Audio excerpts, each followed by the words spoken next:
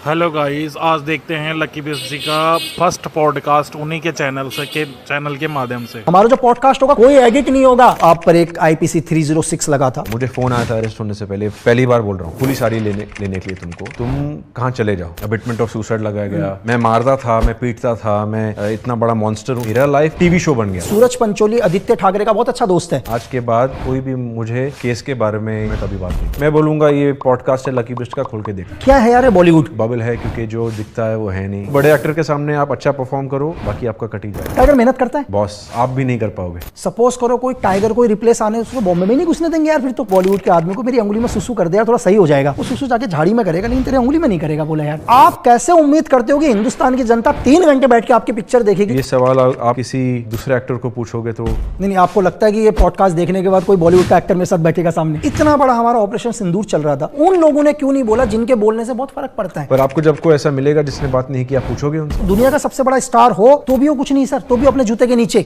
लक्की बिस podcast uncut, आज ये मेरा पहला पॉडकास्ट है यार। अनकट का मतलब मेरे किसी भी पॉडकास्ट पर कोई एडिट नहीं होगा, क्योंकि आप इस दुनिया के अंदर सच्चाई को तो ऐड कर ही नहीं सकते। आज हमारे एक ऐसे गेस्ट जो हमेशा मेरी तरह विवादों में घिरे रहे हैं यार। कोर्ट ने उन्हें बरी कर दिया, फिर भी लोग दोषी मानते हैं। 15 साल से लोगों के दिमाग में एक ही सवाल, वो सवाल आपका होगा, आवाज़ मेरी होगी। आपके हर सवाल को पूछा जाएगा। फिर मैंने आपको बोला कि इस पॉडकास्ट में कोई एडिट नहीं होगा, जैसा है वैसा ही आपको दिखाई देगा। सिर्फ मैं पॉडकास्ट शुरू करने से पहले और अपने गेस्ट को आपसे मिलाने से पहले सिर्फ एक चीज़ कहना चाहूँगा कि आप दुनिया के बहुत सारे पावरफुल लोगों को नाम सुना होगा यार आपने। आप US president, Russia president, China, लेकिन मैं आपसे ये पूछ रहा हूँ कि आप पर्सनली उन्हें कितने जानते हैं? कोई आदमी बोलता है यार ट्रंप बहुत पावरफुल है, रशिया के प्रेसिडेंट बहुत पावरफुल हैं, बहुत अच्छे इंसान हैं, और आप भी वही बोलते हैं, क्योंकि सिर्फ दुनिया में आप वो बोलते हो जो आपको दिखाया जाता है। मैं नहीं मानता कि इस दुनिया के 1% लोग भी इन पावरफुल लोगों से कभी मिले होंगे यार, इन्हें जाना होगा। पर आप वही बोल रहे हो जो शब्द आपको हमेशा दिखाई देते हैं, सुनाई देते हैं। तो आज हमारे गेस्ट हैं सूरज पंचोली। थैंक यू सूरज भाई, बहुत शॉर्ट नोटिस में आया यार भाई। नहीं, कांग्रेचुलेशन लकी भाई। मुझे पता है कि हमारी दोस्ती अलग है, और जिस तरीके से आप खुद को, और ये जो असलियत है, भले ही वो आर्मी की असलियत हो या जो पहलगाम में हो रहा है उसकी असलियत हो, आप बिना डरे बात करते हो। एंड पहली बार मुझे लग रहा है कि मैं किसी प्रॉपर एक मर्द के साथ बैठा हूँ। मर्द in the way, not to put anybody, to put the other gender down, because I mean fearless. He's extremely fearless and I like people like him. नहीं, थैंक यू सूरज भाई। और हम कोशिश करेंगे पूरा हिंदी में बात करने की, क्योंकि मैं चाहता हूं कि आपकी आवाज को पूरा हिंदुस्तान सुने यार। Definitely. हिंदुस्तान का बच्चा सुने। अगर कोई एक रिक्शा चला रहा है वो भी आपकी आवाज को सुनना चाहिए। जी, of course. तो मैं आज वही पूछूंगा जो लोग सुनना चाहते हैं। सबसे पहले मैं ये जानना चाह रहा हूं यार कि बॉलीवुड बहुत अलग, मतलब क्या है यार बॉलीवुड? सर, बबल है। नहीं, वो मैं समझ गया। ये ऑडियंस, मतलब इस देश की जनता सुनना चाहती है कि क्या है भाई बॉलीवुड। हर बच्चा एक सपना लेके आता है। देखो मैं आप बात बताऊं कि मुझे लोगों को नहीं पता होगा इस टाइम कि मिजोरम का CM कौन है, आंध्र प्रदेश के CM कौन है। मैं बोलूं अरुणाचल का CM भी नहीं पता होगा, लेकिन अगर किसी से पूछा जाए कि ऋतिक रोशन सर कौन है, संजय दत्त सर कौन है, तो बच्चा जानते हैं यार। तो ऐसा क्या है? सर, हमारा देश सिर्फ 2 चीज़ों से चलता है, क्रिकेट एंड एंटरटेनमेंट, जो है हमारी फिल्म इंडस्ट्री। भले ही वो साउथ की इंडस्ट्री हो या हमारी हिंदी इंडस्ट्री हो या वो गुजराती इंडस्ट्री हो या पंजाबी इंडस्ट्री हो, sports stars and film stars, यही हमारा कल्चर है शायद से, तो इसलिए लोग पसंद करते ज़्यादा। पर ऑफ कोर्स मैंने कहा कि ये बबल है क्योंकि जो दिखता है वो है नहीं, और जो है वो दिखता है, वो जो दिखता है वो है नहीं। बट सर, काफ़ी इंटरेस्टिंग इंडस्ट्री है, काफ़ी अच्छे लोग भी हैं यहाँ पे, काफ़ी ऑनेस्ट लोग भी हैं यहाँ पे, काफ़ी लोग हैं जिनको अच्छा परफॉर्म करना है, काफ़ी लोग हैं जिनको पैसे कमाना है, काफ़ी लोग हैं जिनको अच्छी फिल्में प्रोड्यूस करना है। तो काफ़ी स्कोप है। छोटे छोटे शहरों से लड़के लड़कियाँ आते हैं यहाँ पे, मेहनत करते हैं, आज के टाइम पे काफ़ी स्टार भी बन गए और काफ़ी लोग दुख खा के वापस चले भी गए। तो ये है सर हमारा छोटा सा बॉलीवुड। यार मैं भी 2 या 3 साल से इसको देख रहा हूँ और गॉड ने मुझे बहुत अच्छा मतलब एक अच्छा IQ दे रखा है। मुझे इस दुनिया को ज़्यादा समझने में टाइम नहीं लगता। शायद जो लोग 10 साल 12 साल 15 साल में समझते हैं, गॉड गिफ्ट से मुझे उसको 2-3 साल ही समझ में आ जाता है चीज़ों को। तो मैं ये कह रहा हूँ कि दुनिया के अंदर हर एक अलग अलग इंडस्ट्री है।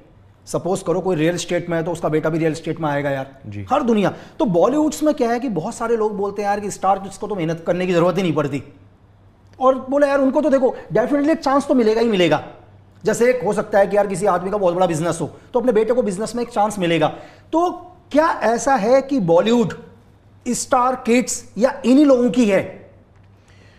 लकी भाई आपने काफ़ी अच्छा नाम आपका किया है मिलिट्री आर्मी बेस में, आपका सबको जानते हो। कल आपका बेटा या बेटी बस उठ के बोल दे कि मुझे फौजी बनना है, वो ऐसे ही ले लेंगे? बिल्कुल, क्यों लेंगे यार, उनको निकालना पड़ेगा भाई, उनको ट्रेनिंग करना पड़ेगा, बिल्कुल करना पड़ेगा, उनको मेहनत करना पड़ेगा, 100% उनको फील्ड पे जाना पड़ेगा, पसीना बहाना पड़ेगा, किताबें पढ़नी पड़ेगी, इंटेलेक्चुअल होना पड़ेगा, ज्योग्राफी पता होना चाहिए। तो सेम वे हमारे लिए जो फिल्म के जितने बच्चे हैं फिल्म फैमिली से, उनके लिए उतना ही टफ है जितना कोई न्यू कमर के लिए। हाँ, आपको मीटिंग्स जल्दी मिल जाएगी, काफ़ी लोगों को मीटिंग्स नहीं मिल पाती और लोग अभी ये देख रहे रहेंगे कि यही तो हमें चाहिए, हमको तो मीटिंग भी नहीं मिल पाती। पर वो अभी वो उनकी भी गलती नहीं है। पर एट द सेम टाइम जब वो अपनी पहली पिक्चर करते हैं तो वो उतना ही ज़्यादा प्रेशर होता है, क्योंकि वो उनके माँ या बाप के लास्ट फिल्म से कंपेयर होते हैं, फर्स्ट फिल्म से नहीं। मुझे कंपेयर करते मेरे फादर के लास्ट फिल्म से या उनका जो पीक टाइम है वो उनके करियर में उससे, और मैं उतना फ़िलहाल केपेबल शायद से हूँ नहीं एज अ परफॉर्मर, क्योंकि मुझे काफ़ी कुछ सीखना है।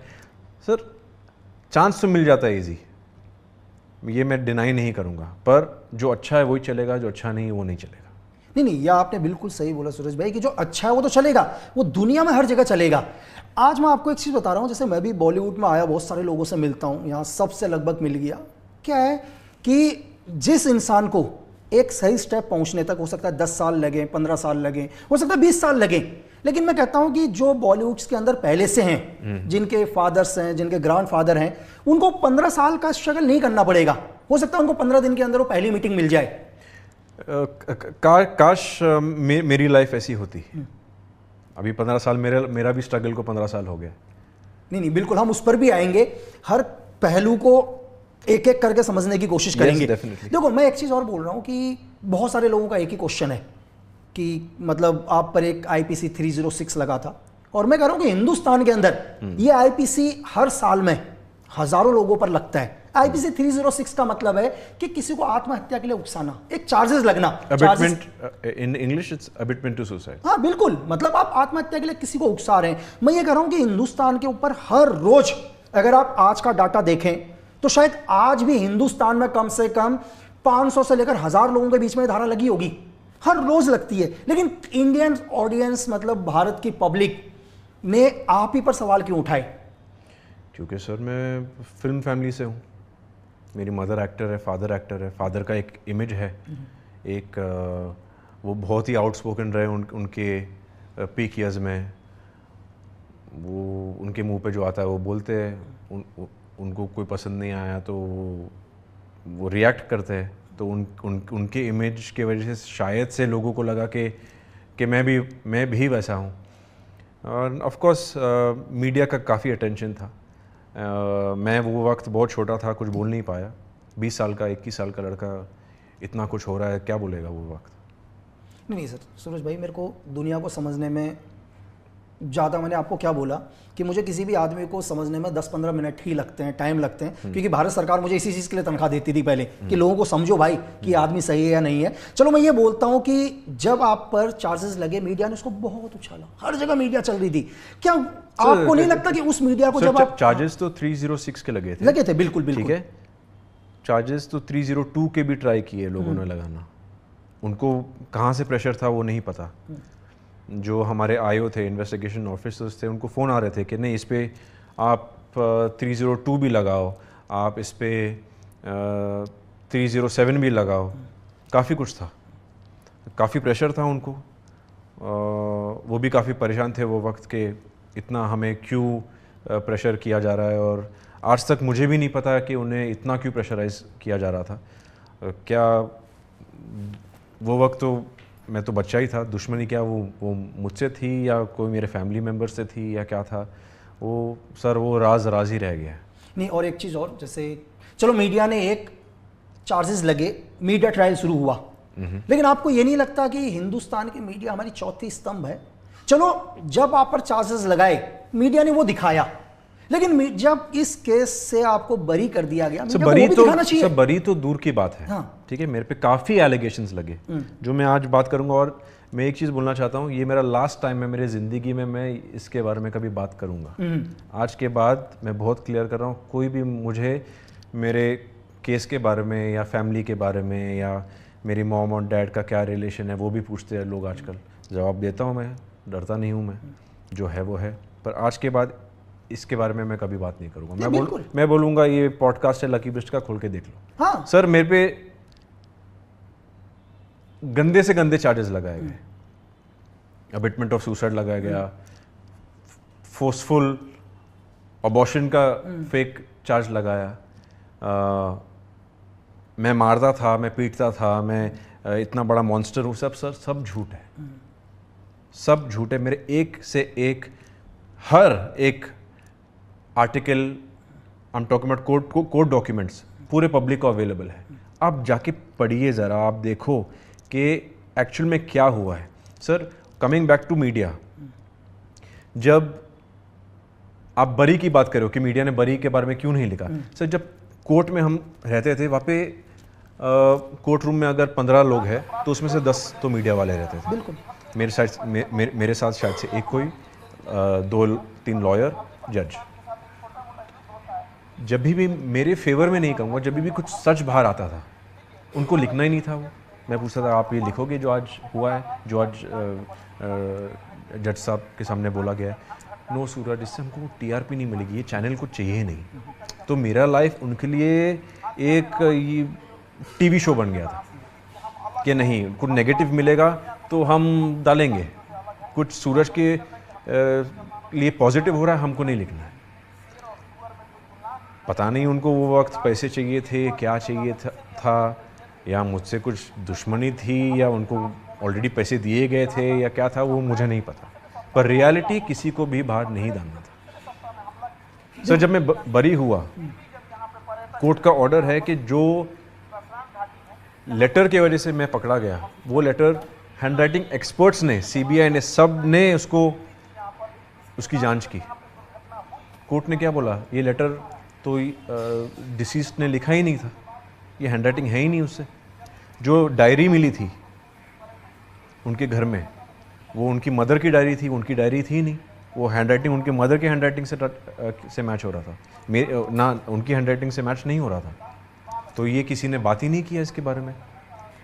तो मेरा अरेस्ट क्यों हुआ? On what basis? On basis of that 6-7-8 pages letter.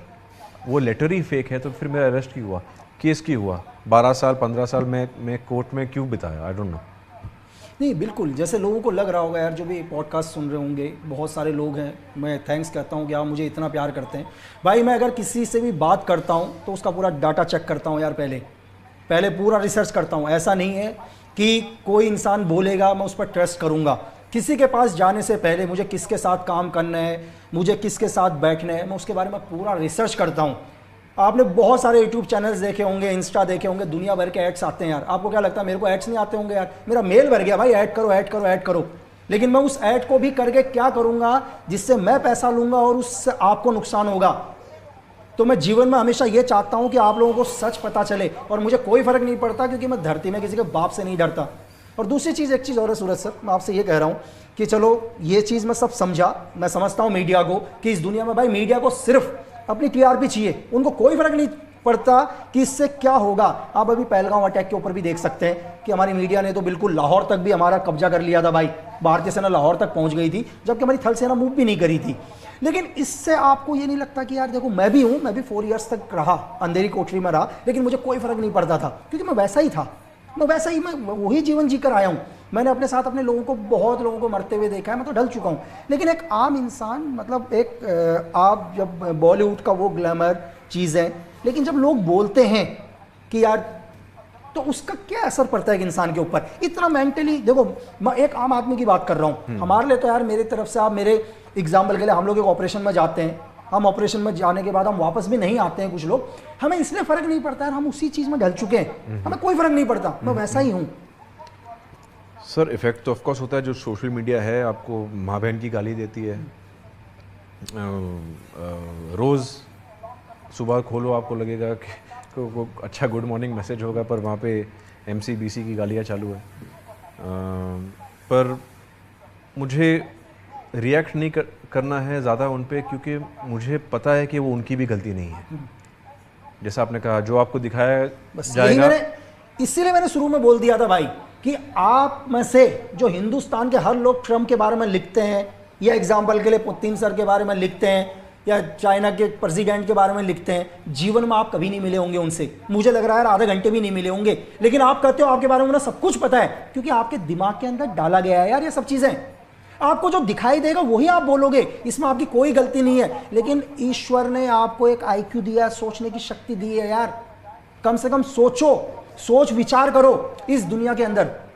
मेरा प्रॉब्लम क्या है कि अगर ये इंसिडेंट होता, मेरे पे इंक्वायरी नहीं होती, मैं तभी से फ्री हो जाता, अपना लाइफ जी रहा होता, जितनी भी गालियाँ पड़ती 100% maybe I deserve it.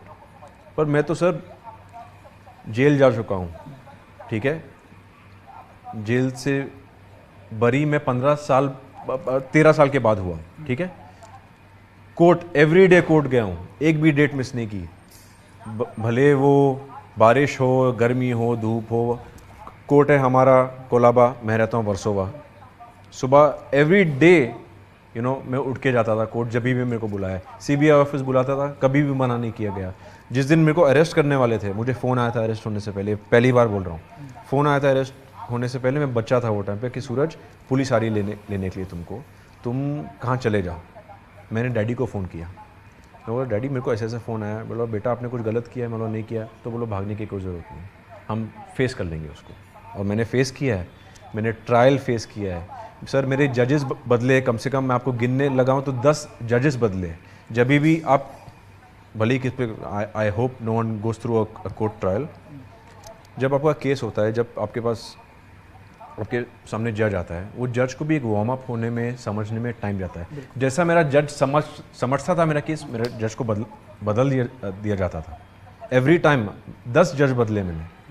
जब तक मैं CBI, सबसे पहले मेरा केस है CBI केस। मेरा CBI केस को सिर्फ मेरे बरी होने के 3 साल पहले CBI कोर्ट में गया। क्यों गया CBI कोर्ट में 3 साल पहले? मेरा केस CBI कोर्ट में स्टार्टिंग से होना चाहिए था। अगर आप टेक्निकली, अगर आप पे CBI जांच कर रही है तो आपका केस चलेगा कहाँ पे? CBI कोर्ट में। मेरा चल रहा था नॉर्मल कोर्ट में। क्यों? ये तो मैं डायरेक्ट नहीं कर सकता ना कि आपको जाना चाहिए CBI का कोर्ट। ये तो ऑपोजिशन को बोलना चाहिए था। ये सब हुआ है सर मेरे साथ, मैं आपको क्या बताऊं। बिल्कुल, देखो मैं भी सूरज जी, मैं हर चीज़ को एक जगह मैं पढ़ रहा था और मुझे लगा कि यार नहीं, एक दिन मैं पॉडकास्ट करूंगा भाई, और मैं सिर्फ फैक्ट पर बात करता हूं दुनिया में यार। मैंने कहा कि जब तक मेरे पास कोई एविडेंस ना हो तब तक मैं बात नहीं करता। तो एक जगह मैं रिसर्च कर रहा था कि भाई सूरज पंचोली आदित्य ठाकरे का बहुत अच्छा दोस्त है। इतनी बुद्धि लगाओ दुनिया वालों, 306 का केस महज 2 घंटे में खत्म हो जाता है।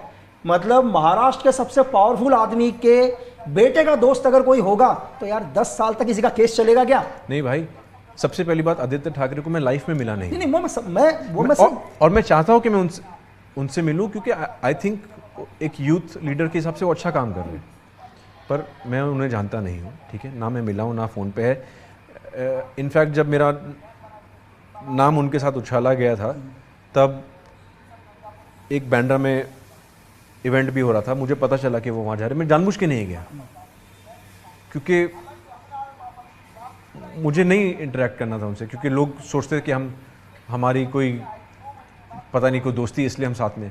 मैं ना उन्हें कभी मिला हूँ। और हाँ, उनका बात छोड़ दो, अगर मैं इतना ही पावरफुल आदमी होता कि मैं इतना बड़े केस से निकल के ये सब, तो मैं अपना करियर ठीक नहीं कर लेता 10 साल पहले ही। ये तो हिंदुस्तान की जनता को समझना चाहिए, इसलिए मैं कह रहा हूँ यार हर चीज़ फैक्ट के ऊपर सोचो, थोड़ा सा सोचो। आप अगर धीरे धीरे सोचने लगोगे तो दुनिया को समझ जाओगे यार। दुनिया में पढ़ा लिखा होना ज़रूरी नहीं है, आप दुनिया को कितने बेहतर तरीके से समझते हैं बहुत ज़रूरी है। तो ठीक है सूरज जी, हम एक चीज़ और बोलते हैं कि जस्ट आपने 2015 में शायद आपकी पहली पिक्चर आई जी। यार। हम दुनिया में किसी भी समाज में रहते हैं, मेरा गाँव है, हमारे गाँव में अगर कोई भी आदमी धंधा करता है हम सब एक हो जाते हैं। लेकिन मैंने इस बॉलीवुड में देखा कि एक परिवार ही तो है बॉलीवुड, लेकिन क्यों एक दूसरे को लोग सपोर्ट नहीं करते यार, ऐसा क्यों? सर सपोर्ट करते हैं, ऐसा नहीं। देखो सलमान सर ने मुझे सपोर्ट किया, हमारा ना कोई लेना देना, उन्होंने मुझे सपोर्ट किया, मेरे बुरे वक्त में भी मुझे सपोर्ट किया। पर मैं समझ सकता हूँ कि मुझे वो वक्त उतना सपोर्ट शायद से क्यों नहीं मिला होगा।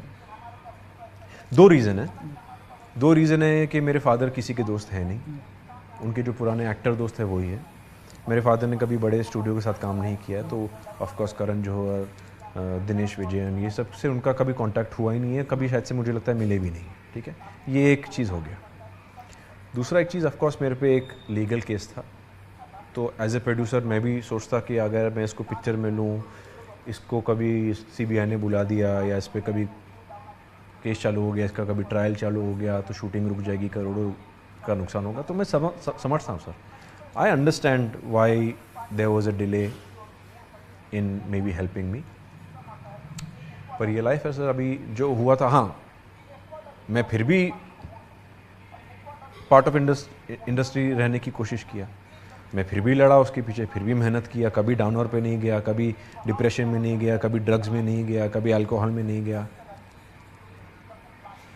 मैं जब बॉलीवुड में आ रहा था सूरज भाई, तो मेरे सीनियर्स लोग हैं, मेरे बहुत सीनियर, जिन्होंने मुझे ज़िंदगी में जूते की लेस बांधना सिखाया है।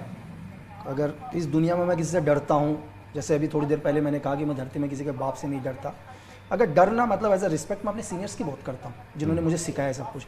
जब भी मैंने उनको बोला यार मैं बॉलीवुड में जा रहा हूँ, तो उनके मुँह से एक आवाज़ निकली, बोला यार भाई देख तू जहाँ जा रहा हो पता है कैसी दुनिया है। बोला वो वैसी दुनिया है, अगर सपोज कर तेरी उंगली कभी कट जाए, और बोला तेरी उंगली कट जाए और वो बोले यार कि भाई एक आदमी को बोलना, बॉलीवुड के आदमी को, मेरी उंगली में सुसु कर दे यार थोड़ा सही हो जाएगा, वो सुसु जाके झाड़ी में करेगा लेकिन तेरी उंगली में नहीं करेगा। बोला यार पता क्यों, कहीं तेरी उंगली सही ना हो जाए। सर उतने भी बुरे लोग हैं नहीं, ऑफ कोर्स देयर्स हर जगह बुरे और अच्छे लोग हैं। काफ़ी लोगों ने मेरा साथ दिया है, काफ़ी लोगों ने नहीं भी दिया है, काफ़ी लोगों ने मुझे पीछे धक्का मारने की कोशिश की है, काफ़ी लोग मुझे खींच के ऊपर लाने की कोशिश की है, तो उतने भी बुरे लोग हैं नहीं। हाँ, पर मीडिया हमेशा बॉलीवुड को सबसे पहले ब्लेम करेगा, कुछ भी हो तो बॉलीवुड की गलती है या एक्टर की गलती है, ये वो, जो थोड़ा फेयर भी नहीं है। अच्छा, लेकिन एक चीज़ और है, आप एक बार बताओ कि मैंने बहुत जगह देखा कि बहुत सारे बॉलीवुड्स के बड़े बड़े स्टार हैं, 10-10, 15-15 बॉडीगार्ड्स को लेके चलते हैं। इससे क्या फ़ायदा बॉडीगार्ड? तो यही मैं पूछ रहा हूँ कि क्या फ़ायदा यार, आप इतने बड़े स्टार बने। सर देखो, हाँ, अभी देखो बॉडीगार्ड्स लोग लेके चलते हैं, ठीक है, उनको क्या बोलते हैं, बॉडी गार्ड्स, और हाथ में उन लोगों को सूटकेस और थैली पकड़ा के दरवाज़ा खोलो दरवाज़ा बंद करो। जब आपके हाथ में, दोनों हाथ में बॉडीगार्ड के थैली होगा तो बचाएगा कौन उनको? आप एयरपोर्ट पे देखो बॉडीगार्ड बैग उठा के जा रहा है, बॉडीगार्ड का काम ये थोड़ी ना होता है। नहीं, मेरा क्वेश्चन ये है सूरज जी कि एक स्टार मूव कर रहा है, उसके साथ 10-12 बॉडीगार्ड मूव कर रहे हैं, एक बच्चा आता है वहां से, बोलता है सर एक सेल्फी दे दो, उसको वक्त नहीं होता उस बच्चे को सेल्फी देने के लिए, और सुनिए वो साइड चल, उसको वो वक्त नहीं। तो यार आप कैसे उम्मीद करते हो कि हिंदुस्तान की जनता 3 घंटे बैठ के आपकी पिक्चर देखेगी, जिसके बाद 3 सेकंड एक सेल्फी देने के लिए नहीं है उस बच्चे को, जिसके पैसों से आप प्राइवेट जेट में घूम रहे हो? सर ये थोड़ा डिबेटेबल है, क्योंकि जब आप देखो, मैं तो सुपरस्टार हूँ नहीं, मैंने नहीं बिल्कुल सर, देखो ना, मेरे पास तो बॉडीगार्ड भी नहीं है, और बॉडीगार्ड रखने के पैसे भी नहीं है। एक मिनट, मैं आपको एक एग्जांपल देता हूँ। जो सुपरस्टार, आप एक बार सोचो कि आप शाहरुख खान हो, आपको क्या लगता है वो एक ही बच्चा होगा जो आपसे सेल्फी मांगा है? उससे पहले आप, मेरे को लगता है 500 सेल्फी देके ऑलरेडी आए हो रहोगे। नहीं तो सर 501 भी दे देंगे ना, 501 भी देंगे। मुझे पता होता है, मेरी बात सुनो, मुझे भी पता होता है, मुझे बहुत लोग बुलाते हैं, बहुत सारे लोग, कि लक्की भाई एक फंक्शन माना है तिरंगे को, हम लोग तिरंगे का कर रहे हैं, आप आओ। यार मुझे लगता है कि नहीं भाई, मेरा थ्रेट भी हो सकता है, एक लगता है मुझे थ्रेट हो सकता है, लेकिन मैं फिर भी जाता हूँ। मुझे तो पता है कि यार मेरे थ्रेट भी हो सकता है, प्लानिंग भी हो सर सकती है, जितना पूरा मैंने trap भी हो देखा है सकता है। एक्टर्स को, इवन सुपरस्टार्स को, बच्चों को तो बहुत कम मना करते हैं। सलमान सर पे थ्रेट भी है, फिर भी वो अभी बीच में हमारा दोस्त है अयाज, उसकी शादी पे चले गए।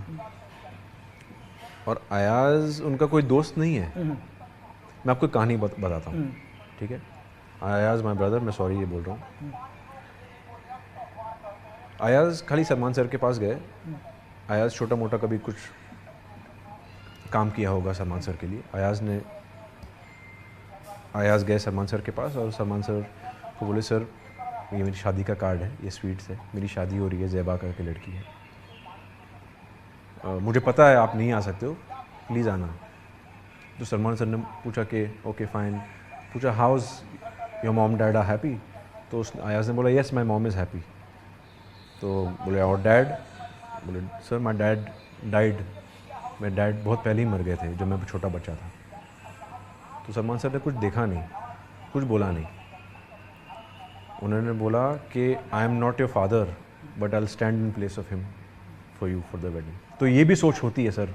और वो गए वो शादी पे, उनको मतलब गोली लगने का डर भी है, फिर भी गए।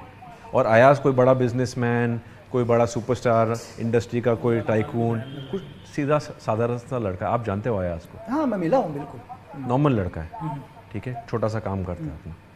सलमान सर का अगर ये सोच है कि उसका बाप नहीं है पर उसके बाप के जगह पे जाके मैं खड़ा हो जाऊंगा ये लड़के के लिए, उसको खुशी होगी। तो ऐसे भी लोग हैं इंडस्ट्री में। नहीं बिल्कुल ऐसे हैं सर। मैं एक चीज़ और बोल रहा हूँ कि चलो बहुत अच्छे लोग हैं, मैं नहीं बोल रहा कि दुनिया में हर जगह अच्छे लोग होते हैं, बुरे लोग होते हैं। मैं इतना बड़ा हमारा ऑपरेशन सिंदूर चल रहा था, कौन ऐसा आदमी है जिसने नहीं बोला? हमारे क्यों सुपरस्टार लोगों ने नहीं बोला हमारे? सर मैंने तो बोला नहीं, मैं आपकी बात नहीं, मैं आपके थ्रू बॉलीवुड को दिखाने की कोशिश कर रहा हूँ। अपने पास इतना भी नहीं है कि मैं हर रोज एक आदमी के सर पास मैंने जाऊं। तो बोला क्योंकि आपने बोला, मैं सिर्फ ये कह रहा हूँ कि उन लोगों ने क्यों नहीं बोला जिनके बोलने से बहुत फर्क पड़ता है। डरते होंगे। नहीं मतलब किस चीज का डर सर? आपको क्या फर्क पड़ जाएगा? नहीं देखेगा आपकी पाकिस्तान पिक्चर यार, इतना सा पाकिस्तान है, नहीं भी देखेगा, क्या फर्क पड़ेगा? हिंदुस्तान के 147 करोड़ लोग देख तो रहे, और किसकी जरूरत है? सर कुछ चीज़ का डर होगा, आई कैनॉट कमेंट, उन पे कमेंट नहीं कर सकता, पर मैंने तो बोला। नहीं आपने बोला, बहुत लोगों ने बोला, मैं ये नहीं कह रहा कि सबने नहीं बोला, मैं सिर्फ बात उनकी कर रहा हूं जिन्होंने नहीं बोला। मेरा क्वेश्चन उनसे जिन्होंने नहीं बोला। आप इस देश के रहने वाले हो भाई, आपको बोलना पड़ेगा सर, बोलना पड़ेगा, आपको देश के लिए खड़ा होना पड़ेगा। आप नहीं भी चाहते हो तब भी आपको खड़ा होना पड़ेगा यार। सर देखो, एक चीज़ तो लोगों ने राइट बोला है, देशभक्ति की फिल्म मिलेगी तो मतलब अच्छा साइनिंग अमाउंट लेके तो कर लोगे। अभी मैंने शायद 2-4 दिन पहले एक वीडियो डाला था, मैंने कहा 50,000 लोग लाइन में खड़े हैं ऑपरेशन सिंदूर बनाने के लिए, क्योंकि बैंक बैलेंस चाहिए, लेकिन उस वक्त किसी ने नहीं बोला। वो तो है, वो तो आपने एकदम राइट बोला है ना, उस टाइम किसी ने नहीं बोला कि यार भाई कि हम क्यों, क्योंकि कुछ एक लोग नाराज हो जाएंगे, मतलब कुछ एक लोग नाराज हो जाएंगे, उससे फर्क पड़ता है। 147 करोड़ लोग नाराज हो, उससे कोई फर्क नहीं पड़ता। सर मैं तो हिंदुस्तानी हूँ। नहीं मैं बात तो नहीं, मैं अपनी बात करता हूँ, मैं तो हिंदुस्तानी में तो 500 बार बोलूँगा कि हाँ, जब तक हमारा सिचुएशन ठीक नहीं हो पाकिस्तानी एक्टर्स नहीं आना चाहिए, या पाकिस्तानी आर्टिस्ट नहीं आना चाहिए। ये तो मैं सीना खोल के बोलता हूँ। हमारे एक्टर्स कम है क्या? कितने आप भी तो आराम नगर जाते हो, आपने देखे कितने लोग स्ट्रगल कर रहे हैं, तो उनको काम क्यों नहीं मिलना चाहिए? मेरा स्टैंड ये है, जब ठीक होगा तब देखेंगे। बिल्कुल बिल्कुल, मैं चाहूँगा कि इसको सब लोग भी सुने, जो आपने बोला इसको सब लोग सुने, और ये मैसेज मैं पाकिस्तान तक भी भिजवाऊंगा, क्योंकि पाकिस्तान के लोग मुझसे बहुत प्यार करते हैं। पाकिस्तानी तो मुझसे भी बहुत प्यार करते हैं। बिल्कुल बिल्कुल, है ना, बहुत ही दबा के गालियाँ आ रही हैं चीज़ें, तो कोई फ़र्क नहीं पड़ता है। तो और सूरज जी ये बताइए कि बॉलीवुड के अंदर, और मुझे एक मैसेज भी आया था कि आप पिक्चर कर रहे हो केसरी वीर, आप पाकिस्तान को गाली दे रहे हो, आपको मुस्लिम से प्रॉब्लम है क्या? मैंने उसको रिप्लाई किया, मेरी माँ का नाम जरीना वाहब है, मेरी माँ मुसलमान है, मुझे मुस्लिम से प्रॉब्लम नहीं है, आप लोग की सोच से प्रॉब्लम है। तो जितना भी लोग सूरज जी आपकी जो केस को समझ पाए होंगे, बहुत समझदार है हिंदुस्तान की ऑडियंस, बहुत समझदार, बस उन्हें थोड़ा सा कोई समझाने वाला चाहिए, उन्हें गाइड करने वाला चाहिए। तो जितना भी मैं सूरज के केस को समझा पाया, या सूरज से जितने भी लोग आप समझ पाए, मैंने पूरी कोशिश करी कि मैं आपको बता सकूं। सिर्फ मैं एक पहलू रख रहा हूं, ठीक है, जो भी आपकी आवाज़ है, जो बहुत सारे मेरे पास मेल्स आए, उन मेल को मैंने पूछने की कोशिश करी। और आपको ये बताइए सूरज भाई कि बॉलीवुड है, और मैंने यहाँ बहुत सारे एक्टर्स देखे, आराम नगर के अंदर ही देखे, दुनिया भर के एक्टर्स, जो बेचारे छोटे छोटे रोल्स करते हैं, छोटे छोटे रोल्स करते हैं, और रोल करने के बाद उनका किसी पिक्चर के पोस्टर में, मैंने जीवन में उनका तो पोस्टर में यार कभी देखा ही नहीं, नाम तो दूर की बात, चेहरा तो बहुत दूर की बात है, लेकिन वो फिर भी वो बेचारे दिन भर लगे रहते हैं फेसबुक पर पोस्ट करने में, इंस्टाग्राम पे पोस्ट करने पर, ठीक है, लेकिन एक उम्मीद लेकर कि यार कभी तो हमारा नंबर आएगा, डेफिनेटली है ना, कभी तो हमारा नंबर आएगा। उनको, मुझे लगता है कि उनको कोई पैसा नहीं देता होगा प्रमोशन करने के भी, कि यार तुम इंस्टा से प्रमोशन करो, फिर भी वो लोग पूरी कोशिश करते हैं, 100%। है ना। और मैंने यहाँ बड़े बड़े को देखा, लेकिन जिन्हें प्रमोशन नहीं करना, अभी मैंने सुना हूँ कि एक्टर्स प्रमोशन करना भी बंद कर दिया, इंटरव्यूज देना भी बंद कर दिया। बिल्कुल, तो मैं यही पूछ रहा हूँ ना कि एक जूनियर आर्टिस्ट वो प्रमोशन कर रहा है, वो कंटिन्यू पिक्चर की प्रमोशन कर रहा है, लोगों को बोलता है कि तुम पिक्चर देखो। यार एक स्टार सर 2 साल तक पिक्चर नहीं भी करेगा ना, मेरे हिसाब से कोई फर्क नहीं पड़ेगा यार, क्योंकि 20-20, 50-50 करोड़ एक पिक्चर के ले रहा है। अरे नहीं करोगे चल जाएगा, लेकिन जिस आदमी का घर चल रहा है, जो बेचारा 2000 रुपये में काम करके आ रहा है, वो 2 साल तक काम नहीं करेगा, फर्क पड़ेगा। और सर अच्छे एक्टर और अच्छे आर्टिस्ट का काम तो काट दिया जाता है। नहीं बिल्कुल, उसको लग रहा है कि वो फिल्म में है, अगर एक जूनियर आर्टिस्ट हो, उसको 2-3 लाइन दिया गया हो, वो तो बहुत खुश होगा। वो अपनी माँ को जाके बताएगा कि माँ आज मैंने इनके साथ काम किया, मेरे डायलॉग्स भी अच्छा मैंने किया, माँ मैंने एक बहुत कॉमेडी सीन किया है उनके साथ, या रोने का सीन किया है, या बहुत एक अच्छा डायलॉग बोला है, मेरे को डायरेक्टर साहब ने चांस दिया है। वो जब फैमिली को लेके जाएगा थिएटर में, वो सीन ही नहीं मिलेगा उसको, सीन ही नहीं मिलेगा अगर उसने अच्छा परफॉर्म किया हो तो। कोई बड़े एक्टर के सामने आप अच्छा परफॉर्म करो, बहुत कम एक्टर्स हैं जो रखेंगे, बाकी आपका कट ही जाएगा। मतलब ये तो है। मैं कह रहा हूँ कि एक बड़े एक्टर को चाहिए कि भाई पूरे 2.5 घंटे की पिक्चर में वही नजर आए, वही नजर आए, वही नजर आए। ये तो है सर। क्यों? तो बाकी लोगों को क्यों रखा है भाई? अगर मैं आपसे पूछूं, चलो छोड़ो, मैं आपसे पूछता हूं कि भविष्य में, इन फ्यूचर, कि आप ऐसा कौन सा किरदार को निभाना चाहो, कि यार मैं कहता हूं कि आप इस कैरेक्टर को प्ले करो आगे चल के, तो आपके दिमाग में होगा कि यार मुझे इस कैरेक्टर को प्ले करना है, मैं किसका किरदार को प्ले करना चाहिए मुझे? Agent Lima. एक्चुअली लकी का एक सीक्रेट नहीं, कोड नेम था agent Lima. I would love to play agent Lima. Actually मैं गया भी था, एक्चुअली लकी भाई और मेरी मुलाकात तब हुई थी जब Hussain Zaidi sir agent Lima का बुक लिख रहे थे, और मैं गया था लकी भाई के पास कि लकी भाई मुझे ये बुक के राइट्स दे दो, मुझे आपका किरदार निभाना है। तो एक दिन अगर आप मौका दो तो एजेंट लीमा भाई। और एक चीज और मैं आपको ये बोल रहा हूँ, आप जितना क्यूट तो नहीं हूँ पर मैं कोशिश करूँ। नहीं, मैं बहुत बढ़िया भाई। देखो, आपने मेरे दुनिया भर के पॉडकास्ट देखे होंगे, शायद ऐसा कोई चैनल होगा नहीं देखे। आज मुझे समझ में आ गया कि दुनिया में सबसे आसान है पॉडकास्ट करना भाई। सिर्फ क्वेश्चन पूछते रहो, सामने वाले को दिक्कत है आंसर देने में, इससे आसान काम कोई नहीं लगा कि क्वेश्चन पूछते रहो। हाँ, थोड़ा सा मुश्किल तब हो जाता है जब आप क्वेश्चन पूछ रहे हो जनता के। अच्छा, आप एक चीज और बताओ कि आपको हिंदुस्तान के यूथ, हिंदुस्तान की पब्लिक, आम जनता से कोई प्रॉब्लम नहीं? मतलब बहुत सारे लोग जो कमेंट्स करते हैं या चीज़ें, उनसे कोई शिकायत? सर नहीं है, क्योंकि उनको आइडिया ही नहीं है। अभी ऐसे माध्यम से शायद से मैं पहली बार आपके पॉडकास्ट में, मैंने जितना अभी तक बोला है, मैंने आप तक किसी को भी नहीं बोला। मैं तो बटर लगा के बोला, आप तो मेरे भाई हो, इसलिए मैं खुले दिल से और ओपन माइंड से बात कर रहा हूँ। मेरी कहानी बहुत कॉम्प्लिकेटेड नहीं है, बहुत सिंपल कहानी है। बना दिया है कॉम्प्लिकेटेड, वो बनाया गया है कॉम्प्लिकेटेड। और टेंशन मत लो, हमारा जो पॉडकास्ट होगा कोई कट नहीं होगा भाई, इसमें कोई एडिट नहीं होगा। आपने दुनिया में हर पॉडकास्ट, मुझे किसी को हीरो प्रेजेंट नहीं करना यार। हीरो प्रेजेंट करके क्या करूंगा? आप जाके देख लेना, 300-300 करोड़ की पिक्चर चल रही है, उनसे बड़ा तो नहीं बना पाऊंगा ना। तो जो पिक्चर देख लेना जहाँ कट होगा, यहाँ अपना ओरिजिनल होगा, जो चल रहा है वही रियल है। वैसे ही होना चाहिए, बिल्कुल कोई कट नहीं। जो शिकायत हो वो बताना। लेकिन एक चीज और, कि यार जीवन के अंदर कुछ नहीं होता गालियां देने से किसी को। क्या कर लोगे गालियां देके? यार पाकिस्तान से मुझे हजारों लोग गालियां दे देते हैं, लेकिन घंटा उखाड़ नहीं पाए। और जिसको करना है करो, लेकिन समझो कि क्या बोल रहे हो आप लोग, किसी और की आवाज मत बनो जीवन में कभी भी। तो चलो, आने वाले अपकमिंग प्रोग्राम क्या कर रहे हैं आगे इन फ्यूचर में? लकी भाई अच्छी फिल्में करना है, अच्छा किरदार निभाना है, एक अच्छी सोल्जर की फिल्म भी करनी है। मैंने एक फिल्म की है सैटेलाइट शंकर, बहुत अच्छा, मैं देख, बिल्कुल। जितने भी सोल्जर्स है, जितने भी मुझे आर्मी वाले मिलते हैं, मुझे पूछते कि क्या काम किया आपने। मैं बोला सर मैंने एक फ़िल्म की है सोल्जर पे, सैटेलाइट शंकर। बहुत खुश होते। वो फिल्म को ऑफ कोर्स उतना प्रमोट नहीं किया गया था, इसमें भी अलग पॉलिटिक्स था, पर तो मेरे लाइफ में फिल्मों में भी पॉलिटिक्स हुआ है, बट इसी से तो आदमी स्ट्रांग होता है। नहीं बिल्कुल, मैं कहता हूँ भाई जीवन में उतार चढ़ाव आते रहते हैं और उतार चढ़ाव आने चाहिए। Yes. जब तक आपके जीवन के अंदर उतार चढ़ाव नहीं आएंगे आप जीवन को कभी समझ ही नहीं पाओगे। तो आप भी बहुत सारे पॉडकास्ट वगैरह देखते होंगे। देखता हूँ काफ़ी, मैंने किया भी है। ये मेरा ये साल का लास्ट पॉडकास्ट है और ये टॉपिक पे लास्ट लकी भाई आपसे ही बात करूंगा, तो आपको जो जी में आए आप मेरे से नहीं आपको जरूरत ही नहीं पड़ेगी सर। जो मेरे भाई लोग हैं वो मुझसे पूरा हिंदुस्तान प्यार करता है, पूरा का पूरा हिंदुस्तान, ठीक है, और मुझे समझता है, जो मैं बोलता हूं उसको मानता है। और मैंने आपको बोला कि मैं बिना रिसर्च के मैं कुछ नहीं करता यार, बिना एविडेंस के मैं कुछ भी नहीं करता।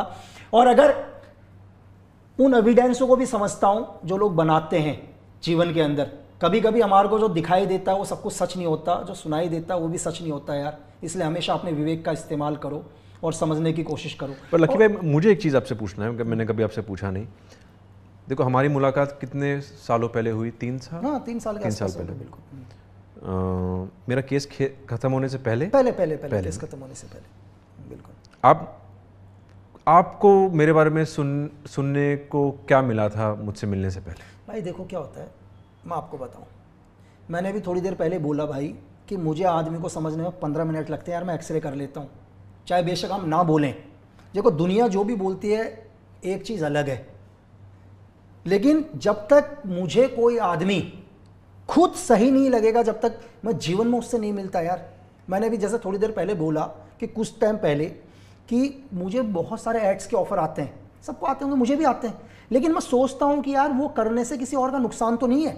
मैं जीवन में उस व्यक्ति के साथ बैठना ही पसंद नहीं करूंगा जिसके साथ बैठकर मुझे नुकसान हो या मुझे देखने वालों को नुकसान हो, चाहे वो दुनिया में कोई भी हो, मुझे कोई फर्क नहीं पड़ता उसके बाद भी।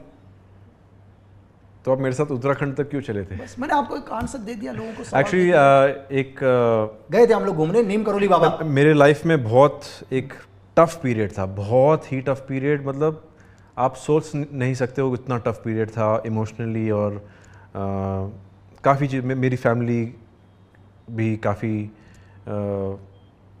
उनको भी काफ़ी तकलीफ़ पहुंच रही थी। तो लकी भाई ने एक ही बार मुझे बोला, सूरज एक मंदिर है उत्तराखंड में नीम करोली बाबा का, प्लीज़ एक बार चलना मेरे साथ। मैंने बोला लकी भाई चलो चलते हैं। नेक्स्ट वीक का हमारा प्लान हुआ। बिल्कुल। मैं 2 जगह गया था, एक तो नीम करोली बाबा, एक सोमनाथ। मैं लकी भाई और मैं साथ में गए थे, संजू के साथ, Sanju works with me guys. By road गए थे हम, बाय रोड गए थे। काफ़ी मजाक मस्ती भी हमने किया। हमने वहाँ पे दर्शन क्या, हम वापस बैठे थे 10-15 मिनट, हाथ जोड़ के वापस आ गए और मेरा केस यूँ खत्म हो गया। बिल्कुल। और मैं कह रहा हूं मेरा लाइफ यूँ चेंज हो गया। बिल्कुल। जो भी देख रहे हो एक बार यार नीम करोली बाबा के दर्शन करके आओ, आपके जीवन के सारी समस्या खत्म हो जाएंगी यार। जीवन के अंदर जो भी प्रॉब्लम्स है, लेकिन ये होना चाहिए कि आप सच्चे होने चाहिए। जब भी उस मंदिर में जाओ अपना दिल साफ करके जाना, जीवन की हर समस्या खत्म यार। और थैंक यू, आप मुझे वहाँ तक लेके गए। बिल्कुल यार, हमारा तो, हम उत्तराखंड से हैं सर। उत्तराखंड तो है ही देवभूमि। मैंने आपको बोला कि वहाँ पर हर 500 मीटर, हर 1 किलोमीटर में आपको या तो मंदिर मिलेगा या किसी फौजी का घर ही मिलेगा। यस। तो जितना भी, चलो बॉलीवुड को तो हमने देखा, समझा, बॉलीवुड को समझने की कोशिश करी, चीज़ें ये वो। यार बहुत सारा डाउनफॉल आ रहा है इस टाइम। क्या हो गया ऐसा कि बॉलीवुड को बहुत ही नीचे और लोग साउथ की ओर ज़्यादा जाने की कोशिश कर रहे हैं? देखो फिल्में अच्छे बना रहे हो, अच्छे तो बना रहे हो साउथ वाले, पर मुझे क्या लगता है, मुझे ये फील है कि हम हैं सब भारतीय, अभी हम इंडिया है, ठीक है।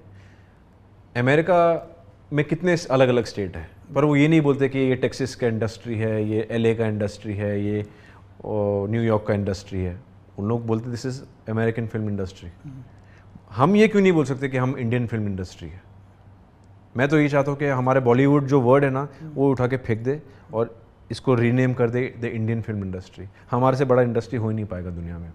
बिल्कुल यार, 147 करोड़ लोग हैं यार, सोचो पूरी दुनिया का सिनेमा तो यहाँ आ रहा है देखने के लिए। अगर हम ये बॉलीवुड, टॉलीवुड, कॉलीवुड, लॉलीवुड हटा के सभी को इंडियन फिल्म इंडस्ट्री का एक टैग दे दे और एक ही बड़ा अवार्ड शो रखे जैसा ऑस्कर रखता है सबके लिए, हमारे लिए, तो ये हर चीज़ चेंज हो जाएगा। फिल्में भी अच्छी बनेगी, एक्टर्स भी अच्छे मिलेंगे, कंटेंट भी भारी होगा, रेवेन्यू भी अच्छा होगा, हर चीज़ अच्छा होगा। पर यही लैंग्वेज बैरियर की वजह से शायद से नहीं हो पा रहा है। पर ये मुझे लगता है एक दिन होने वाला है कि हम एकजुट होकर काम करें, एकजुट होकर फिल्म बनाएं। और बहुत सारे लोग अभी क्वेश्चन है, क्योंकि बहुत सारे न्यू कमर्स हैं जो हिंदुस्तान से आएगा, वो कहते हैं एक्टर बिल्कुल मेहनत नहीं करता। ये सही बात है कि बिल्कुल मेहनत नहीं करता है कि एक्टर को क्या मेहनत करना है यार, दो क्या बोलते हैं उसको, मेकअप आर्टिस्ट वाला लगा रहता है, हेयर स्टाइल वाला अलग लगा रहता है। ऐसा सुना है कि मैंने एक्टर बिल्कुल मेहनत नहीं करता। थोड़ा लोगों को बताओ कि सच में एक्टर मेहनत भी करता है? मेहनत बहुत है, और आज के टाइम पे तो बहुत ज़्यादा ही मेहनत है। थोड़ा ऑडियंस सुनना चाहिए कि मेहनत क्या है यार। सर देखो, मैं ऑनेस्टली स्पीकिंग मेरा उतना एक्सपीरियंस है नहीं इंडस्ट्री में, तो मैं शाहरुख खान बन के बात नहीं करूँगा। मेहनत तो है, पर मुझे लगता है जितना मेहनत है उतना कम है। नहीं, जैसे क्या क्या करता है एक्टर, क्योंकि बहुत सारे लोग हैं जो आना चाह रहे हैं पूरे हिंदुस्तान से, धीरे धीरे आ रहे हैं मुंबई, वो सुनेंगे तो उनको समझ में आएगा कि मुझे सिर्फ एक दिन की लाइफ का बता दो। मैं एक दिन का एक बॉलीवुड का एक एक्टर क्या करता है मुझे इतना बता दो, ताकि लोग समझ जाए भाई कि मेहनत भी है करके। चलो मैं मेरी बात नहीं करूँगा। मेरा दोस्त है टाइगर। टाइगर की बात कर दो। टाइगर मेहनत करता है बॉस, आप भी नहीं कर पाओगे। कैसे? वो सुबह उठता है 5 बजे, वो जाता है उसके जिम्नास्टिक्स में 6 बजे से लेके 12 बजे दोपहर तक वो वहीं रहता है। ठीक है, मेहनत करते हैं मतलब पागलपंती करता है वो। हाँ चलो 12 भाई रूटीन सुन लेना, 12 बजे तक, सुबह 5 से 12 अपने जिम्नास्टिक्स पे ध्यान देता है, अपने फूड पे। आप टाइगर को बोलो कि टाइगर खुद का पानी ही पीता है, वो ऑफिस भी जाएगा तो उसका खुद का पानी लेके जाता है। वो ना बाहर का कुछ टच करता है, ना उसका खुद का बर्थडे केक नहीं खाता है। बर्थडे होता है तो हम तो केक खा लेंगे, उसका खुद का बर्थडे केक नहीं खाता है, क्योंकि उसको वैसा दिखना पड़ता है। अभी उसका इमेज हो गया है ऑफ एक्शन हीरो, उसको मेंटेन करना पड़ेगा ये। और आपके सामने अभी खाना रख दूँ तो आप एक बिस्किट तो ले लोगे, या एक पाव तो उठा लोगे। 3-3, 4-4 साल तक मीठा नहीं खाया उसने, वो अलग चीज़ हो गया। फ्लिप्स करना, ये देखो, मुझे एक बार किसी ने बोला था, tiger Shroff has a talent that nepotism did not give him. तो हिंदी में बताओ इसका मतलब लोगों को। इसका मतलब ये है कि टाइगर श्रॉफ के पास एक ऐसा टैलेंट है जो उसको जैकी श्रॉफ की वजह से नहीं मिला है। जैकी श्रॉफ मतलब जो स्टार किड है, जो टाइगर की मेहनत है उसके जिम्नास्टिक्स पे, उसकी बॉडी पे, वो ग्रो किया है एज एन एक्टर, और काफ़ी अच्छा करेगा और इन द फ्यूचर। वो उसको उसी के मेहनत से मिला है, और कौन है उसकी सिवाय जो कर सकता है जो सब वो कर सकता है? पता नहीं, कोई मेरे अभी तो मुझे नहीं पता, अगर कोई आए इन फ्यूचर में तो कोई है ही नहीं सर। कौन है? एक बता दो सर। यार मेरी बात तो सुनो सर। नहीं देखो, लोग बोलते भले ही वो, आई हैव हर्ड लोग people saying that Tiger can not perform that well, but can a performer do what performer as it can Nawazuddin Siddiqui जो टाइगर श्रॉफ कर सकता है? नहीं कर सकता। नहीं चलो, नवाज का अलग हो गया। हाँ। चलो टाइगर का, लेकिन हिंदुस्तान में और तो होंगे कहीं ना कहीं। वो तो ऑफ कोर्स होंगे, कहीं ना कहीं तो होंगे, लेकिन उनको कैसे? अभी थोड़ी देर पहले आपने पर मैं एक चीज बोलूं, नहीं, मैं आप ही के क्वेश्चन को क्रॉस करके दोबारा बता रहा हूं। थोड़ी देर पहले आपने क्वेश्चन किया कि यहाँ जब पिक्चर बनती है, कोई एक जूनियर आर्टिस्ट बहुत अच्छा कैरेक्टर कर लेता है, एग्जाम्पल के लिए बहुत अच्छा कैरेक्टर कर लेगा, तो उसका सीन हटा दिया जाएगा डेफिनेटली। लेकिन अगर सपोज करो कोई टाइगर कोई रिप्लेस आने, उसको बॉम्बे में नहीं घुसने देंगे यार, फिर तो उस हिसाब से तो बॉम्बे के अंदर एंट्री नहीं होने देंगे। वो डिपेंड करता है कि कौन है। हाँ, अगर एक सपोज करो मेरे गांव से आ जाए कोई, मेरे नैनीताल से कोई आ जाए, या आप लोगों के गांव से कोई आ जाए, वो उसको रिप्लेस करने के लिए आ रहा है, तो मुझे लग रहा है कि उसको महाराष्ट्र की बाउंड्री के अंदर एंटर ही नहीं करने देंगे। नहीं, ऐसा थोड़ी ना। नहीं यार, एक क्वेश्चन है मेरा यार, एक एग्जांपल। नहीं, ऐसा नहीं होगा सर। सबसे पहली बात तो टाइगर वो सोच का है ही नहीं। नहीं, मैं टाइगर की बात नहीं कर रहा हूँ। मैं देखो पर्टिकुलर हम किसी आदमी की बात ही नहीं कर रहे हैं, हम एक इंडस्ट्री की बात कर रहे हैं। जब भी सर इंडस्ट्री तो आप तो नैनीताल तो दूर की बात कर रहे हो, इंडस्ट्री में ही एक्टर्स एक दूसरे के साथ काम नहीं करना चाहते। यही तो मैं कह रहा हूँ आपसे। अगर आप एक बड़े स्टार हो, मैं एक बड़ा स्टार हूँ, हमारी भले ही भाईचारा की फिल्म हो, मैं ये चाहूँगा कि उसका सीन कटे, मेरा लगे, पर ये अभी इसका तोड़ क्या हो सकता है? देखो, मेरी नज़र में क्या होता है, मैं आपको थोड़ा सा बताऊं। जैसे मैंने आपको बोला था कि अपना IQ ठीक है, मेरे लिए पता है क्या है, मेरे लिए कैरेक्टर क्या है? मेरे लिए कैरेक्टर है जिसे मैं प्यार करूं। मैं प्यार हो, चाहे वो कैरेक्टर कैसा भी दिख रहा हो, लेकिन उसके कैरेक्टर से मुझे धीरे धीरे प्यार हो जाए, किरदार से प्यार। मतलब कि ये नहीं कि मुझे आप फर्स्ट लुक में ही अच्छे लगने चाहिए, आपके काम से प्यार, वो ग्रो करना चाहिए। अब जैसे एक छोटा सा एग्जांपल देता हूं, मैंने एक इजराइल की सीरीज देखी, फौदा एक सीरीज है, देखिए मैंने। गंजा सा एक एक्टर, वो हिंदी में भी बन चुकी है। हाँ, मतलब हिंदी में रीमेक किया उसका, रीमेक किया। तो आप शुरू में देखोगे यार ये हीरो है मेरा, एग्जाम्पल के लिए ये हीरो है कोई, लेकिन जैसे जैसे आपकी सीरीज आगे बढ़ेगी आपको उस कैरेक्टर से प्यार हो जाएगा। तो हम क्यों ये चीज नहीं देखते यहाँ पर? सर है यहाँ पे भी है। नहीं, हम हीरो को जबरदस्ती हीरो दिखाने की भी कोशिश करते हैं कि नहीं तुम मानो ये मेरा हीरो है करके। मतलब आप ऑडियंस के ऊपर थोप भी रहे हो कि तुम मानो भाई ये मेरा हीरो है, बस आपको मानना पड़ेगा मेरा हीरो है।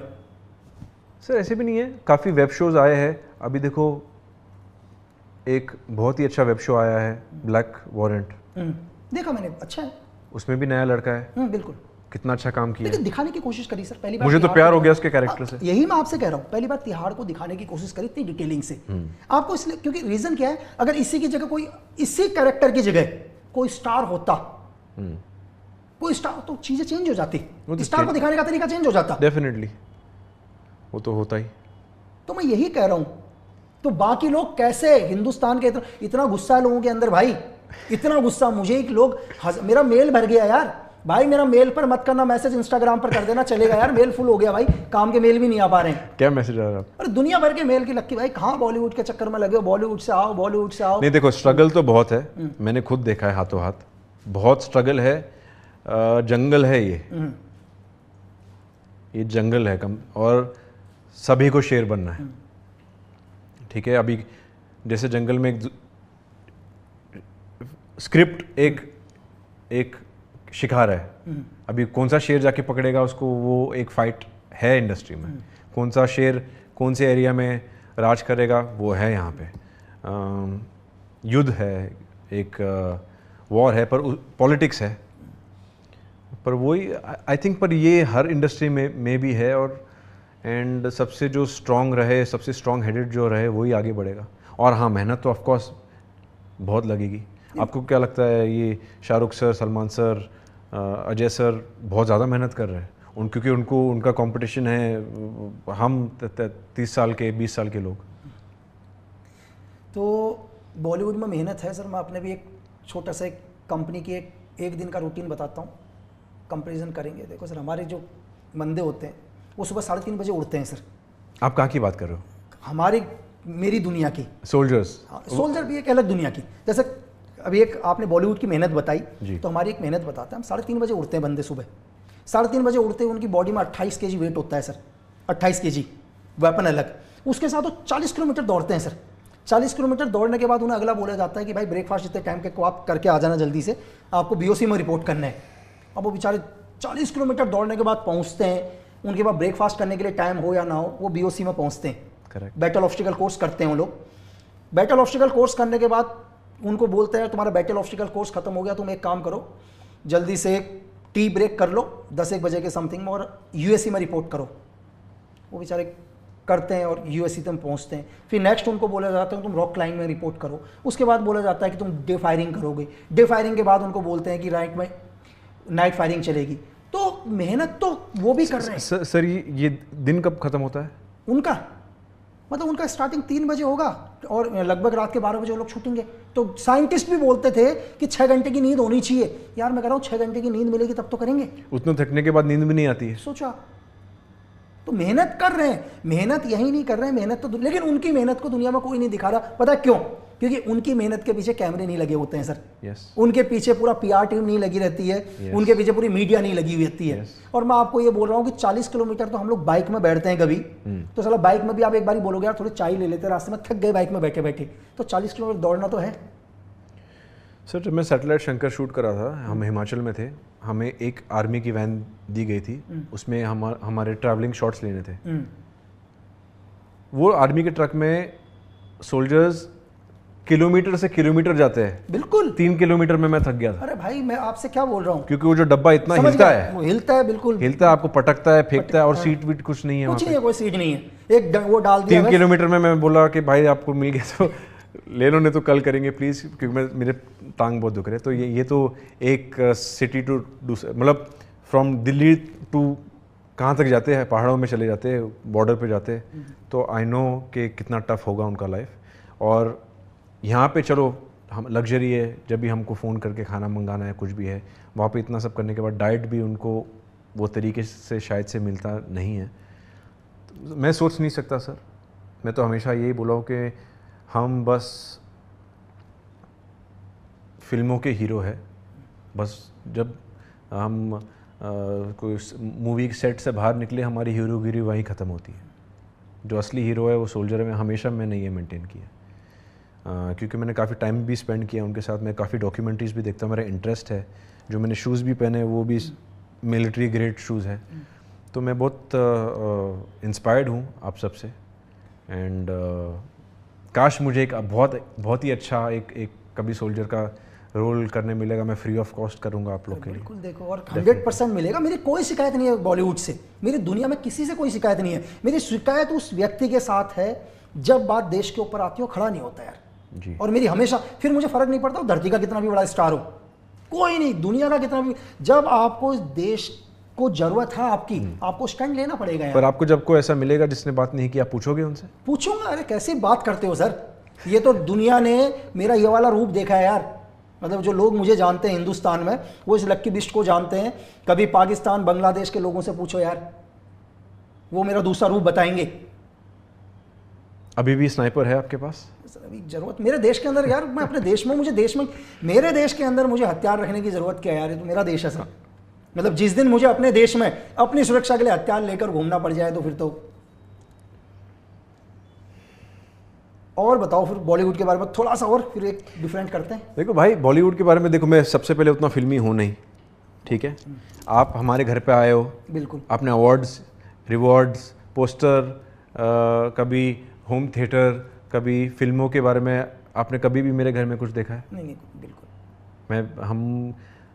ये जितना ही हम इससे करीब है उतना ही हम इससे दूर है। मैं ज़रा भी फिल्मी हूँ नहीं। मुझे कोई चीज़ों का क्या बोलते हैं रिक्वायरमेंट नहीं है। मैं गाड़ी में भी जाऊँगा, मैं रिक्शे में भी जाऊँगा, कभी मुंह नहीं ढकूँगा। मुझे लाइफ नॉर्मल जीना है। आप तो मेरे साथ काफ़ी टाइम स्पेंड किए हो, आपको पता है। तो ये सवाल आप किसी दूसरे एक्टर को पूछोगे तो नहीं, आपको लगता है कि ये पॉडकास्ट देखने के बाद कोई बॉलीवुड का एक्टर मेरे साथ बैठेगा सामने? बैठना चाहिए। बताओ। कोई मेरा ऐसा बॉलीवुड में कोई है जो बैठे सामने? कोई ऐसा दुश्मन हो ना बॉलीवुड में मेरा, ऐसा कंपेटिटर, उसको बिठा दूंगा यहाँ पे। जो भाई सामने बैठे। और कोई, मैंने क्या बोला यार भाई कि भाई जितना गुस्सा आपको यहाँ से है ना, मुझे यहाँ में नहीं, मैंने क्या बोला, मुझे गुस्सा यहाँ से नहीं है। हाँ। मुझे गुस्सा उस आदमी के साथ है जो आदमी इस देश के साथ खड़ा नहीं रहता सर। उतना ही गुस्सा मुझे है उनसे। है ना? बिल्कुल, जो इस देश, फिर वो कोई फर्क नहीं पड़ता, वो दुनिया का सबसे बड़ा स्टार हो तो भी वो कुछ नहीं सर, तो भी अपने जूते के नीचे। यस। मेरे लिए दुनिया का सबसे बड़ा स्टार वो है जो अपने देश के साथ स्टैंड रखता है यार। और मैंने आपको बोला कि मेरे लिए इस दुनिया में देश प्रेम से बड़ा कोई धर्म नहीं है धरती में। ट्रू। आज मुझे यहीं पहुंचा है ना सर, मेरी वर्दी ने मुझे यहाँ तक पहुंचा है यार, मेरे कारनामों इसलिए ने तो मुझे यहाँ मैं पहुंचाया आपका फैन हूँ इतना बड़ा। तो लेकिन मैं ये कह रहा हूँ कि जितना भी आज आपको हमारा देश समझा, मैंने आपको बोला कि मेरे भाई लोग मुझसे बहुत प्यार करते हैं सर, और मैंने उनको बहुत अच्छे तरीके से समझाने की कोशिश करी, आपने भी अच्छे से। और अगर आप भी और कोई मैसेज देना चाहें आम लोगों के लिए, देश के लिए, देश के लोगों के लिए। नहीं, आई थिंक जब भी ऐसा कभी कुछ हो तो आपका बात करना, आपको लगेगा कि मैं क्यों बात करूं, पर वो एक हमारे सोल्जर के लिए मोटिवेशन है। तो I feel always stand with your people, always stand with your country, always stand with your soldiers. अगर सोल्जर्स नहीं रहे वहाँ पे तो यहाँ पे तो भगा भगा के मारेंगे हमको। सर मैं आपसे ये कह रहा हूँ कि देखो, हमारे देश के सोल्जर को कुछ नहीं चाहिए सर आपसे, उनको भारत सरकार तनख्वाह दे रही है और बहुत टाइम से देती है भाई। बाकी लोगों को तो शायद 1 तारीख को मिलती होगी सैलरी, उनको 31 को मिल जाती है, एक दिन पहले आप लोगों से मिल जाती है उनको, ठीक है। और मैं आपको ये बताऊं कि इस दुनिया में अगर आप भारतीय सेना का सिर्फ चाय का खर्चा देख लोगे ना, तो बड़े से बड़े स्टार्स की उतना बैंक बैलेंस नहीं होगा जितना सुबह चाय का खर्चा आता है भारतीय सेना का। तो भारतीय सेना को किसी से 1 रुपीज नहीं चाहिए सर। लेकिन अगर आप बोलते हो कि यार मैं आपके साथ हूं, वही उनके लिए कहता है मेरा देश मेरे साथ है करके, जिसके लिए मैं खड़ा हूं। अभी जो हमारे सोल्जर्स थे तो खड़े थे ना सर सारे बॉर्डर्स में, यार उनकी पर्सनल झगड़ा थोड़ी ना कोई, ऑफ कोर्स नहीं है ना। यहां तो लोग अपने घरों में डरे हुए हैं कि यार मॉक ड्रिल, आधी दुनिया तो मॉक ड्रिल से कांप गई, और 22, 20, 19 साल के बच्चे सारे बॉर्डर्स में हैं सर। यस, माँ बाप से दूर, सबसे दूर, माँ बाप से दूर, सबसे दूर। तो मैं भी यही चाहूँगा कि आप आगे चल के बहुत अच्छी मूवीज़ करें, अच्छी मूवीज़, बड़ी से फ़र्क नहीं पड़ता सर, अच्छी मूवीज़ होनी चाहिए, तो अच्छी मूवीज़ ऑटोमेटिकली बड़ी हो जाएगी। और मेरा आपसे सिर्फ एक ही चीज़ है कि इन फ्यूचर में कभी भी आपको कोई लगे कि यार सच में एक्टर है और इसको आगे बढ़ना चाहिए, आप उसकी हेल्प करो। ज़रूर करूँगा, है ना, चाहे वो कोई भी हो। मैं चाहता हूँ कि मुझे ऊपर वाला ये मौका, ये मुकाम पे पहुँचा दे कि मैं रियल टैलेंट न्यू कमर्स को मेरी अगर औकात हो वो वक्त मैं हेल्प करूं, क्योंकि मुझे पता है हेल्प का मतलब क्या होता है, क्योंकि मुझे भी एक वक्त हेल्प लगा था। तो ऑफ कोर्स मेरा सोच है ये definitely young actors actresses, young directors writers, young musicians, young singers को ये इंडस्ट्री का बहुत ज़रूरत है, क्योंकि जो पुराने हो गए वो दम तोड़ने का नाम ही नहीं ले रहे। दम तोड़ना मतलब मरने की बात नहीं कर रहा हूँ, हाँ समझ गया, बिल्कुल बिल्कुल। इंडस्ट्री छोड़ने का नाम ही नहीं ले रहे। एंड आई थिंक टाइम आ गया है कि नया टैलेंट और आए यहाँ पे। एंड देखेंगे ऊपर वाला मुझे कितना ऊपर पहुँचाए ताकि मैं किसी और को हेल्प कर पाऊँ। तो मतलब कहने का मतलब है भाई का कि यार दुनिया में हिंदुस्तान ने एक रूल रखा है, पूरी दुनिया का रूल है यार, कि 60 साल में आदमी रिटायर हो जाना चाहिए। तो बहुत सोच समझ के निकाला होगा रूल किसी ने। जब 60 साल के अंदर दुनिया का हर आदमी रिटायर हो रहा है तो सर यहाँ भी हो ही जाना चाहिए रिटायर, ताकि नए को चांस कैसे मिलेगा यार। यहाँ पे वही क्यों प्रॉब्लम है। 60 साल के बाद भी लोग रिटायर नहीं हो रहे और नए आए नहीं। वही तो है, वही तो है। तो जितना भी हमने बात करी सूरज पंचोली जी से, मुझे लगता है कि आप लोग समझ पाए बेहतर, जितना मैं आपको समझा पाया। देखो 1 घंटे के टाइम में उतना हम बात नहीं कर सकते, काफ़ी कुछ बात करने का। अगर मेरा मन करे तो हम ये 5 घंटा चलाए पॉडकास्ट, ये स्टूडियो थोड़ी देर और के लिए हम बुक कर दें। बहुत सी चीज़ें हैं लकी भाई, आपसे बात करना, आपसे सीखना, नहीं, अभी आपको है बताना। 4 मिनट हैं, अभी हम बात कर सकते हैं। 59 का है अपना, 59 मिनट तक रहेगा। लेकिन मैं ये सोच रहा हूँ यार, मैंने पहले पॉडकास्ट में कुछ ज़्यादा ही क्वेश्चन पूछ लिया, साला अगला देखेगा तो लोग आएंगे ही नहीं, फ़ोन ही नहीं उठाएंगे कि लक्की बिस्ट के तो बॉलीवुड वाला तो नहीं आने वाला आपके पास कि भाई एक्टर तो नहीं बैठेगा। लेकिन यार भाई सर, मैं क्या बोल रहा हूँ, मैं ये क्वेश्चन मैं नहीं पूछ रहा हूँ, ये क्वेश्चन देश के लोगों का है यार, ये क्वेश्चन उन लोगों का है। यस है ना? मेरे को भी क्या है, मैं भी चाहता ना यार कि बिल्कुल बढ़िया तरीके से आपका पॉडकास्ट करूं, सिर्फ अच्छी चीजों को ही सामने रखूं, ताकि 10 लोग और मुझे बोलेंगे यार कि लक्की बिस्ट मेरा भी पॉडकास्ट ले ले। लेकिन मैं क्या करूंगा सर, मेरा काम है लोगों को सच बताना जी। मैं चाहता हूं लोग प्यार इसलिए कर रहे हैं क्योंकि हम सच बोल रहे हैं, सिर्फ इसलिए प्यार करते हैं। बाकी मैंने आज तक किसी को 1 रुपीज़ नहीं दे रखे यार। जितने लोग मुझसे प्यार करते हैं, जितने मिलियंसों में लोग मुझे देखते हैं, मैंने कभी किसी को 1 रुपीज़ नहीं दे रखा, सिर्फ इसलिए क्योंकि अगला सच बोलता है और मुझे फर्क नहीं पड़ता। आप हमेशा सच बोलते हो? मुझे दुनिया के अंदर सच। आपकी गर्लफ्रेंड है कि नहीं? अरे गर्लफ्रेंड तो मतलब दुनिया भर के हैं यार, अब मैं क्या बताऊं आपको। अब मुझे सोचना पड़ेगा कि ये झूठ बोल रहा है, बहुत शर्माता है। ये है Lucky is the most fierce, most cutest and most humble person, सच में। अरे थैंक सच यू। में। मतलब देखो Yeah. गर्लफ्रेंड एग्जाम्पल के लिए सूरज भाई, बहुत सारे मेल्स आते हैं, मैसेज आते हैं, साला आधा तो डर लगा रहता है ये कहीं बांग्लादेशी एजेंट तो नहीं है, कहीं ISI एजेंट तो नहीं है। क्यों पता चले मैं जाऊं डेट पर, वो मेरी आखिरी डेट हो। अरे लोग बोलेंगे मरा भी किस चक्कर में, लड़की के चक्कर में। चलो दुनिया को हम ज्ञान दे रहे हैं और हमारे ही पता चला हम ही लड़की के चक्कर में मर गए। क्यों पहले तो अब आधे तो इसलिए हैं, अब उसमें से मैं ये नहीं कह रहा हूँ कि 100% होंगे, लेकिन 100 में से 1 होगी। लेकिन उस 1 के चक्कर में मैं रिस्क नहीं लूंगा यार। ऑफ कोर्स है ना, 1 के चक्कर में रिस्क नहीं लेंगे। लेकिन बॉलीवुड में तो मैंने सुना है कि ऐसा सुना है मैंने पर्सनल तो किसी से मिला नहीं, ऐसा सुना है कि मैंने हर 2 महीने 3 महीने के अंदर लोग गर्लफ्रेंड्स को बदल देते हैं। सही बात है ऐसा? पता नहीं है पता नहीं, आपने 2-3 महीने तो ज़्यादा बोल दिए। और लेकिन मैं बॉलीवुड की कुछ पार्टियों में गया भाई, जो वहाँ लोग आए, मुझे लगा कि 3 घंटे तो उसने मेकअप में लगा रखा होगा। क्या बात कर रहे हो? अरे कैसी बात करो, 3 घंटे तो उन्होंने सिर्फ मेकअप को करने में लगाया होगा। और दूसरी चीज, शोरूम में भी ड्रेस वैसी नहीं रखी होती होगी, वो भी जरा टेढ़ी मेढ़ी हो जाती है, उनकी ड्रेस वैसी थी। वो कितनी दूर आए, मैं कहा यार ऊपर कैसे आए होंगे, गाड़ी से बैठ के आए होंगे। ये भी एक मेहनत है। अरे तो देखो, मतलब ड्रेस वैसी की वैसी है उनकी।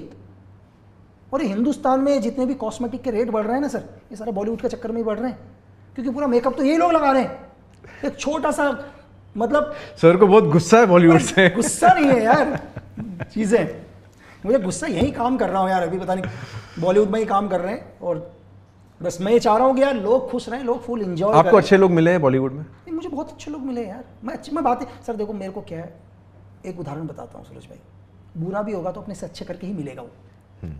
बुरा करके क्या कर लेगा, अच्छा ही करके मिलेगा। तो मेरे को तो अच्छे ही मिले यार, मेरे से तो बुरा आदमी तो मेरे नजदीक ही नहीं आया कभी भी।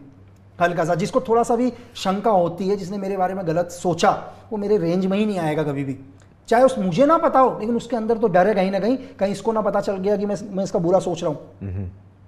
तो जीवन के अंदर अच्छा है, ऐसा नहीं है भाई, इतना भी बुरा नहीं है जितना बॉलीवुड बहुत अच्छा है। इंडस्ट्री है, एंटरटेनमेंट दे रही है आपको, आप कभी थक जाते हो, पिक्चर्स देखते हो या नाटक देखते हो, माइंड को रिलीफ मिलता है, ठीक है, तो चीज़ें हैं। और जीवन के अंदर क्या है यार, हमेशा देखो हर चीज़ में सकारात्मक देखने की कोशिश करो। जीवन के अंदर अच्छा सोचो, अगर आप पॉजिटिव सोचोगे तो सारी दुनिया आपको पॉजिटिव ही नज़र आएगी सर। अगर आप नेगेटिव देखोगे तो यार पूरी दुनिया आपको नेगेटिव नज़र आएगी भाई, वैसे ही बनते जाओगे। दुनिया में आपकी सोच ही आपको बताएगी कि आप किस शिखर पर पहुंचोगे जी। तो बहुत अच्छा लगा सूरज भाई मिलकर, और मैं चाहूँगा कि हम बहुत जल्दी दोबारा मिलें और आपकी एक जल्दी आने वाली पिक्चर अपकमिंग सुपर हिट हो, फिर हम एक दोबारा पॉडकास्ट करें, उस टाइम हम बिल्कुल अच्छा बोल के पॉडकास्ट करेंगे। नहीं, आपको जो बोलना है बोलो, आप मेरे भाई हो आप। और देखो जैसे लकी भाई है उतना ब्रेव मैं हूँ नहीं, और मैं भी डरता नहीं हूँ किसी से, तो जो भी सवाल मेरे लाइफ में आए मैं हमेशा उसको आंसर किया हूँ और हमेशा करते रहूँगा।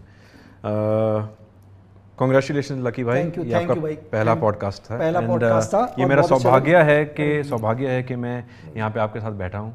आपने इतना हमारे देश के लिए किया है, इतने हमारे लोगों के लिए किया है।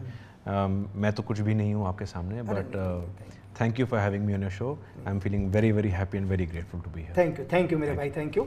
और आपसे लास्ट में, अगर आपके कोई भी क्वेश्चन हो यार, आप मुझे क्वेश्चन पूछो। अपनी राय देने से पहले हमेशा क्वेश्चंस करने चाहिए। मैं भी क्या करता था, कभी भी मुझे मेरे सीनियर्स पर या किसी भी चीज़ पर डाउट होता था तो मैं अपने सीनियर से पूछता था यार। पूछने का मतलब ये नहीं कि आप छोटे हो जाओगे, हो सकता है कि जिस चीज़ को आप नहीं देख पा रहे हो, नहीं समझ पा रहे हो, मैं उसका आंसर आपको दे सकूं। तो धन्यवाद, हम जल्दी दोबारा मिलेंगे अपने अगले पॉडकास्ट नो कट पर, जहां पर कोई कट नहीं होगा, कोई एडिट नहीं होगा, क्योंकि मैंने आपको बोला कि हम सच्चाई को कभी एडिट कर ही नहीं सकते, जैसा है वैसा ही दिखाई देगा। Thank you.